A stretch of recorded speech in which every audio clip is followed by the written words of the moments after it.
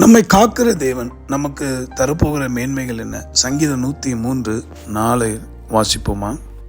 உன் பிராணனை அழிவுக்கு விலக்கி மீட்டு உன்னை கிருபையினாலும் இரக்கங்களினாலும் முடிசூட்டி.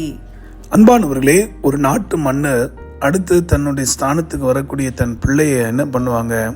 அந்த நேர காலங்கள் வரும்போது முடிசூட்டுவார்கள். அந்த வார்த்தையை தான் இங்கே அருமையான பக்தன் பயன்படுத்துகிறார். கிருபையினாலும் இரக்கங்களினாலும் முடிசூட்டி. இதோடைய பொருள் என்ன? நீங்களும் நானும் இன்றும் உயிரோடு இருக்கிறோம் என்றால் அவருடைய சுத்த கிருபை. பிராணனை அழிவுக்கு விலக்கி மீட்டார். இதை கேட்டுக்கொண்டிருக்க பிரியமானவர்களே, ஜீவனோடு நம்மை பத்திரமாய் நடத்துகிற தேவன் வரப்போகிற நாட்களிலும் சகல விதமான அழிவுக்கு நம்மளை விலக்கி மீட்க போகிறார். அதில் சந்தேகம் வேண்டாம்.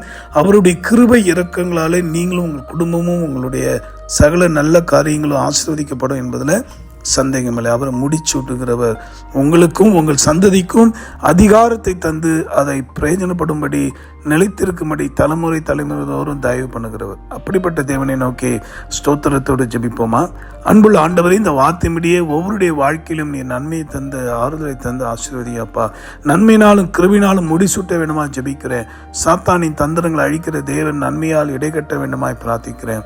கேட்ட வார்த்தையின்படி எங்கள் பிராணனை அழிவுக்கு விலக்கி மீட்டீரே ஸ்தோத்திரம். நித்தியத்தை நோக்கி தொடர்ந்து ஓட உதவி செய்யும்.